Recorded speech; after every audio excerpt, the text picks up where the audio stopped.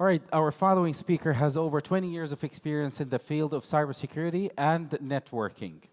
He'll be speaking about the role of AI, consolidation, and convergence into cybersecurity. Please welcome Pierre, the Senior Vice President for EMEA Sales F5.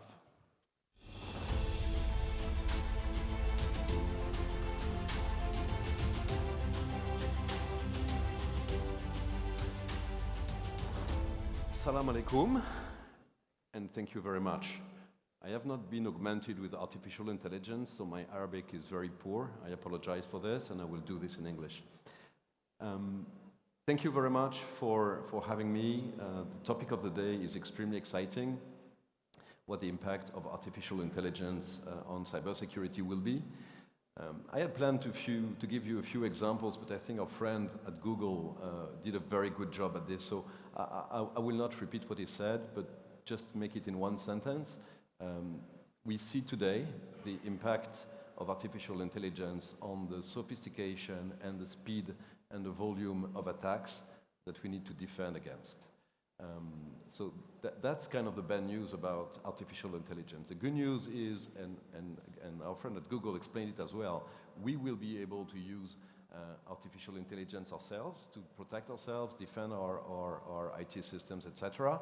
But we believe at F5 that there needs to be a bit of work to be done before, and I will explain why.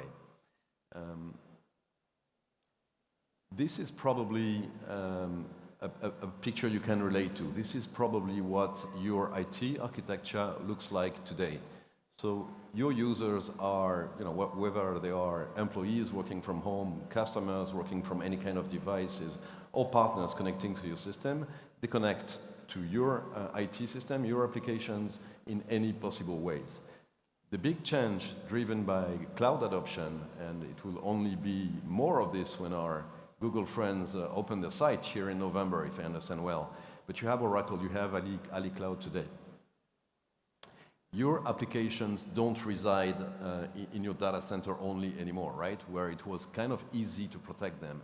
They are running in multiple locations. Your data center, a private cloud maybe, co-location at ENGINX, and a variety of public cloud. The traffic going from users to application, going from application to application using APIs is not a straightforward one anymore. It's extremely complex, it goes in all directions, and it's all kind of traffics. It's interesting to note that the first result of this is that the surface, the attack surface, which is the number of points an attacker can use to breach into your network, has dramatically increased. The consequence of this is you probably developed multiple security solutions to protect yourselves, right? It is common for a medium-sized organization to run dozens of point security solutions on their own DMZ in the data center, but also in the cloud. And more often than not, those tools are different, right? So your security teams need to learn how to implement, how to configure, how to manage, how to get the analytics from a huge number of tools. And when we think of how AI will make the threat more sophisticated, more regular, more quick, one of the questions becomes, how do our IT operation teams will cope with this? And if we want them to be able to use the generative AI to protect themselves better, etc., we believe that it's a necessity to give them back time, right? And the only way we see to do this is by significantly reducing the complexity of what you see here. Reducing complexity, and this will be the theme of the presentation moving forward. Reducing complexity starts, in our view, by consolidating the different solutions that you run today. A second step will be to converge network and security, and I will explain why. And finally, once we have reached a level where we simplified our infrastructure, we simplified our tool set, We have control back on our networks and security posture. We can start to invest in AI to strengthen it and make it better and quicker. Security consolidation. The content here is from Gartner, so thank you to them. And they basically preach for what they call a cybersecurity mesh architecture. And the reasons for that are the ones I mentioned, right? In the good old days, somehow, we used to have a network that will bring all the traffic in our data center, where we would place a DMZ and apply all the security policies that we need. These days are gone. There is no perimeter anymore. Users are everywhere. Applications reside everywhere. Potentially the same application is running on different infrastructures, etc., etc.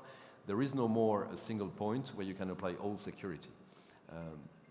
What Gartners assess is the fact that security tools are poorly implemented. We have a long list of excellent companies here providing excellent technology to help with security, but if our teams are not, if we don't have the numbers, if we don't have the skills, we end up in a situation where the tools are being installed but not really maintained, not being mastered, and run in a very siloed way where a tool will not talk to one another. And because of the multi-cloud and the number of stacks that you need to run, it becomes almost impossible to keep control of the overall thing. So what Gartner advocates for is a need for consolidated dashboards. So you have a few places to go to understand what's going on in your own network, in your own IT system. Consolidated policy management. Policy management is key, is what do you allow to get in your network, to get to your application, what are the roles, what are the rules, etc., etc. If you need to master 26 different policy managers of some sort, it becomes impossible and inconsistent. And finally, consolidate analytics and intelligence, right? The last piece of the Google presentation was interesting on the power of regrouping all the logs, all the knowledge you have on your own activities to make decisions and use AI to make decisions better and quicker. But this starts from having all the information, which today, with the number of solutions that you run, is probably close to impossible in our view. No vendor, definitely not us at F5, can provide you an end-to-end security, right? It would be very nice, I understand this, but it doesn't exist. So it's not possible probably to have one vendor and one platform doing everything. What is possible though, is to regroup this big system that you run into logical entities, right? Take the endpoints, the devices, the customer devices. That would be one thing. The data, how do you run and protect your data? Or what we do here at F5, the application thing. To protect and serve your application, you probably use a number of different services. We mentioned only a few here, like the WAF, the DDoS, the anti-bot, etc. Consolidating those sub-entities of your architecture into one platform gives you a lot of leverage.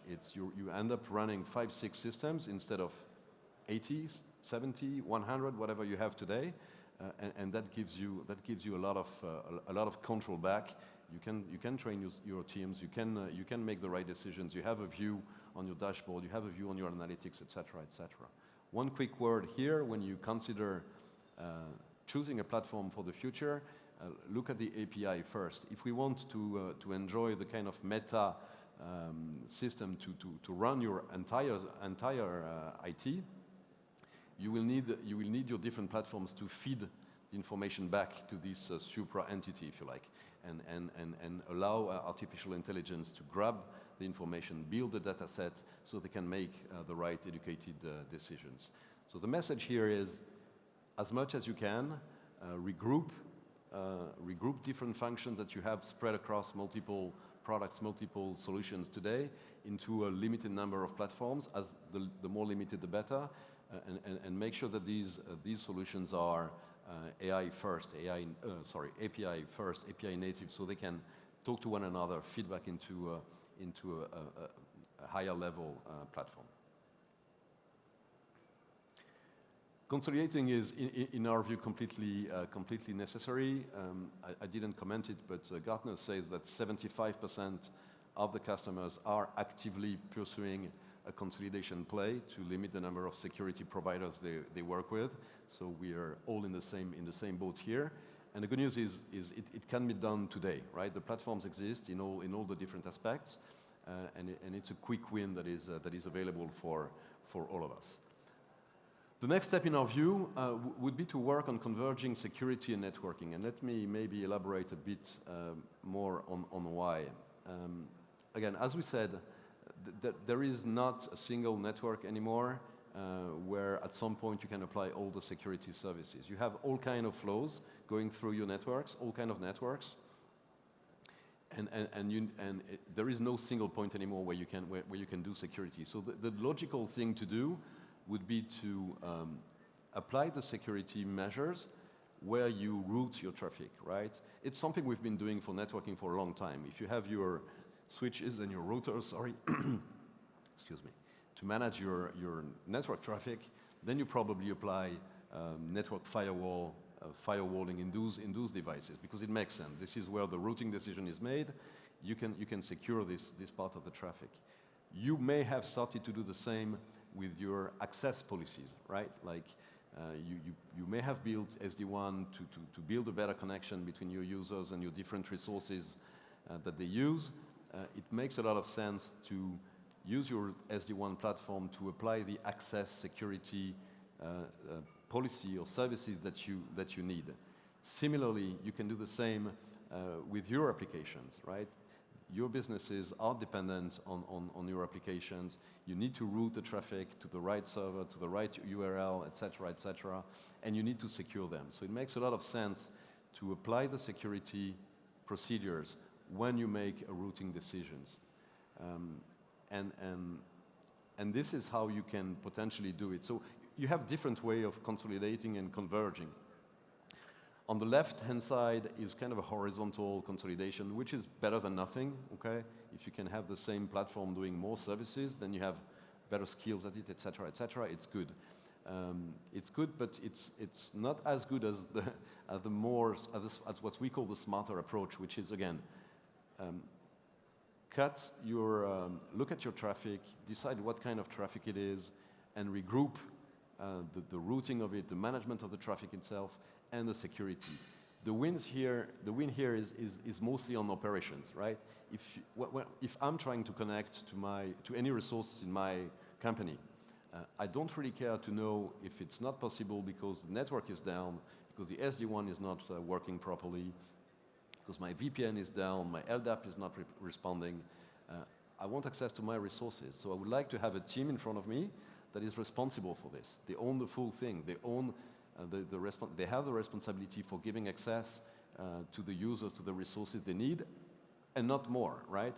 So this is the combination of SD-WAN and access security and SASE, if you like. Similarly for applications, if I'm a customer of or a user of any of your application and it doesn't give the service I'm expecting, I don't really want to know if it's the load balancer not doing the job, if it's a DNS that is wrong, or if the application itself is under a DDoS attack, for example. What I would like to do is have a team in charge of that, of fixing it, and having a complete view with a unique set of tools to be responsible for delivering securely the application my business needs. So the choice here is, look at your entire system, cut it by kind of traffic, and then choose the best platform possible to help you run the entirety of it. These steps are also available, right? Consolidating services into a limited number of vendors, choosing to regroup network and security is something that you can do today. It's not trivial, it takes time, you need to choose the right platform, etc., but it's feasible. And the result of this is to regain control over your systems, to make sure that your teams have the skills, have the time to do what they need to do, and are not running behind the last patch of a tool, the last management of another one, the configuration that is faulty on a third one, etc., etc. And when you streamline your operations and give them back time, they can invest in cybersecurity in AI, sorry, in artificial intelligence applied to cybersecurity. Google and the likes of them are doing a lot of work to make it easier, right? But it's still an investment. And which organization today can train another 20 people to become AI specialists applied to security? So the consolidation again and the simplification is something that will give you back time. We saw how AI will help with the attackers and the hackers of this world, and it's a bit scary, we must say. And we know only what we know, so the future is probably, you know, bringing us more attacks, more new behaviors that we can't really anticipate. Let's focus now on the good news, which is how can we ourselves help use AI to be more efficient. I'll make a quick comment here, which is when we think of this, we need to keep in mind the fact that if I'm an attacker and I'm trying to hack into one of your systems and I use AI and the generative AI outcome is bad, I missed my attack. It failed, right? It's not a big problem. I can retry, redo it, or I can move to another customer, right? If I'm the CISO of my company and I'm using generative AI to protect myself and it fails, then I might cause myself more harm than the attacker would have, right? Because I have implemented the wrong policy. I have implemented the wrong configuration, and I crashed my own system. So we at F5 believe that there is a lot of power in generative AI applied to cybersecurity, and I will give a few examples. We also believe that in many cases it needs to assist your SOC engineers, your security engineers, but they should have a look at what they do implement. These are a few examples of what we do, and there is more coming, but you have different level of artificial intelligence. We've been using this for years for kind of easy decisions. Is my user a human or a bot? Even though it becomes a bit more complex now, but that used to be pretty simple. Is my application behaving in a normal way? This is what a WAF does. It will look at the normal behavior of an application, and when the reaction of the application is abnormal, not what it should be, then it's a risk, and it flags a potential attack. This kind of artificial intelligence applied to cybersecurity exists today. You can check with your different vendors how they use it, etc., etc. It's good and it helps. We have advanced artificial intelligence when it comes to more complex situations like fraud. The user might be legitimate, it might be a real human being, but the intent is bad, and deciding if it's an attack or if it's a legitimate transaction is harder. Artificial intelligence helps today with that kind of procedures. The next step is, as our friend at Google said, is directly using generative AI to get a solution, right? So my application has a vulnerability somewhere. I was not aware. I need time to patch it. In the meantime, I need to do something. Generative AI is able today to write a script that will correct this vulnerability, and it's things that the kind of thing that we are working on now and delivering now. At this time, we suggest that it's a recommendation to your own team, and they decide if they want to apply it or not. But this is the kind of benefit that AI will give to cybersecurity solutions and vendors. So to conclude, in the last 2 minutes, our view of this evolving cybersecurity landscape is that we need to regain control over the full thing. It has become too complex, and complexity is probably the biggest enemy of security, not hackers, right? If you can't manage your own network, you don't need smart hackers to break into it. So simplify your architecture as much as you can. Choose platform that will give you consolidated dashboards, consolidated managements, consolidated analytics and reporting, and choose solution that will again feed up an overall platform like the ones Google referred to, which will help you protect yourself against multi-vector attacks, right? You have simple attacks that target one thing, but you have more complex and more dangerous attacks that can use I don't know, typical example would be I will do a volumetric DDoS attack against you, in the middle of which I will hide a more targeted layer 7, subtle, under the radar attack to extract data from your system. To get the full visibility of those multi-vector attack, you need to consolidate the information you gather from every one of your platforms, the less the better, and take measures that affect all platforms. So yes, this is how we see the impact of artificial intelligence. Today it's a threat, right? Because it helps hacker big time, and the examples that you were given are very, very self-explanatory. It can become a powerful tool for ourselves to defend if we keep control, if we regain control of our security architecture, which is a bit too complex today. With that, thank you very much. We'll be happy to take any question on the booth if you have any, and wish you a good day after that. Thank you very much.